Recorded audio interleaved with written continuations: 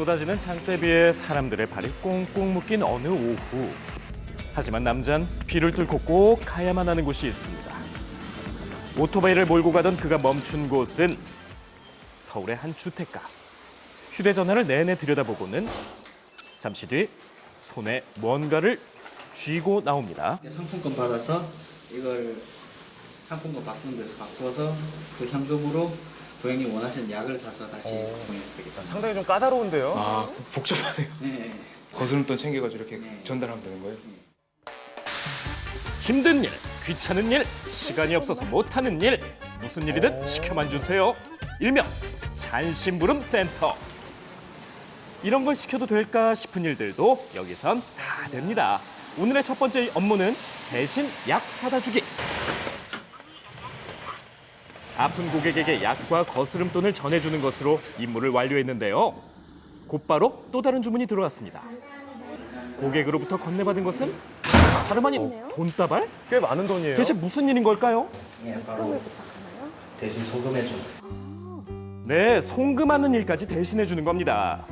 그렇다면 가장 많은 요청이 들어오는 잔심부름은 무엇일까? 밀리고 쌓이고 좀처럼 엄두가 나질 않는 집안 청소입니다. 이 정도 지저분한 거는 뭐 심한 건가요?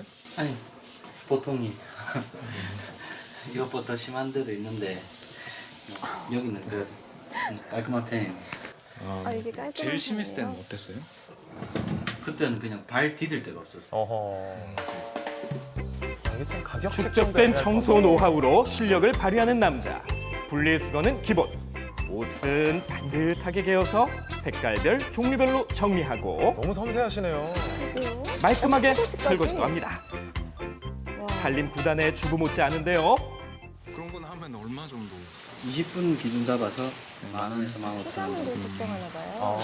그때 또다시 울리는 휴대전화. 너무 무게가 있어서 여성들이 못 들고 이런 내려오시니까. 경우 있을 수 있죠. 집 앞에 내놓은 쓰레기를 대신 버려달라는 주문이 들어온 것. 주문은 휴대전화 어플리케이션을 통해 실시간으로 들어온다고 합니다. 한편 같은 시각 또 다른 직원. 주문이 들어온 모양인데요. 버스에서 내려서는 불이 나게 달리기 시작합니다. 무슨 일일까요? 뭔가 급한 것 같은데요. 왜 이렇게 급히 가시는 거예요? 지금 그 고객분한테 연락이 왔는데요. 강아지가 지금 너무 굶어가지고 상태가 좀 불안정하다고. 아, 빨리 개 밥 좀 주라고요? 네네, 좀 급하게 좀 뛰어왔습니다. 이번 미션은 다름 아닌 개밥 주기.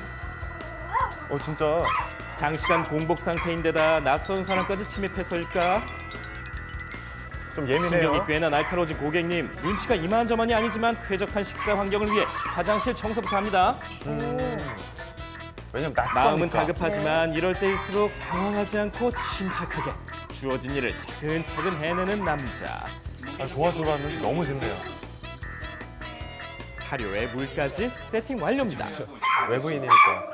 아, 이제 끝난 건가요? 네, 패드도 다 갈아줬고 나중에 쓰레기만 정리해서 보내고 고객님께서 일단 연락만 취하면 될 것 같습니다. 갈게. 환영받지 못한 소리였어. 안 물어서 다행이래요. 가정용, 애완용으로 기르는 강아지들은 대부분 건들지만 않으면 큰 문제가 없는 것 같아요. 최근 잔심부름 센터를 찾는 사람들이 급증하고 있다는데요. 2016년 하루 평균 이야. 1,300건에서 2017년 4,300건으로 1년 만에 무려 3배 이상 증가했습니다. 엄청나네요.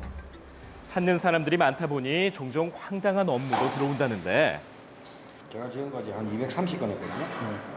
새벽 한두 시에 바퀴벌레 잡았어요. 어머. 새벽에 바퀴. 여기 왜냐면 좀 위험할 수 있죠. 예. 걸그룹들 브로마이드 같은 거 이제 줄 서서 기다려서 사서 보내달라고. 아저씨 팬으로 오해를 받기도 했고 교도소 면회간 것도 있어요. 너네요? 이럴 때 대량 난감이라고 하죠. 무슨 말을 꺼내야 할지 황당한 일도 많았지만 그만큼 보람도 많았다고 합니다. 식사하시게요? 아니요. 지금 단골이 주문해가지고 네. 갖다 드리려고. 한 번 서비스에 만족한 고객은 단골 손님이 되어 꾸준히 찾기 때문인데요.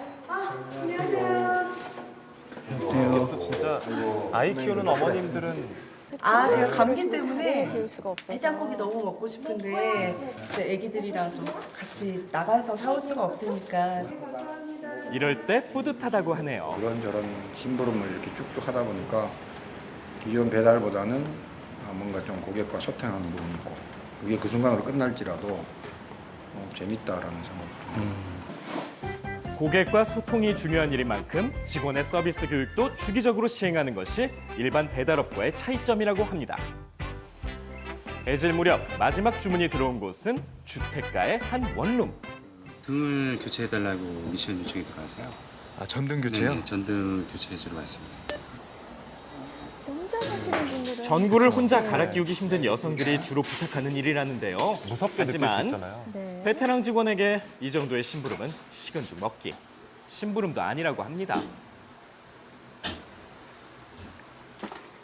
고객의 연령층과 직업군이 다양하고 원하는 서비스가 제각각이다 보니 업체 직원들은 만능맨이 될 수밖에 없다고 하는데요. 그러게요. 못 하시는 게 없어요. 아까 네. 보니까.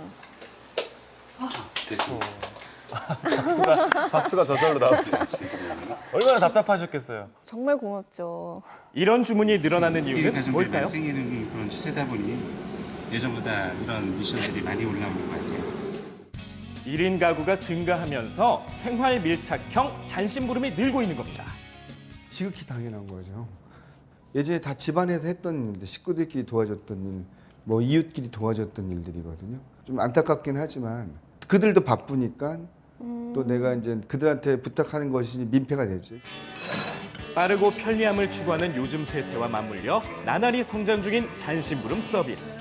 과연 앞으로 어떤 일까지 대신하게 될까요?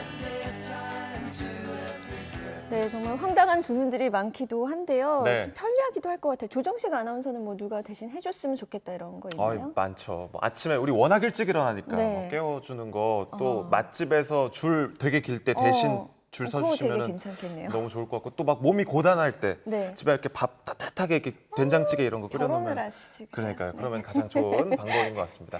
네. 현대인들의 바쁜 생활을 보여주는 단면이 아닐까 싶은 생각이 들었고요. 다음은 화제의 코너입니다. 느낌표 여행. 주인공 고현준 씨가 나와 계십니다.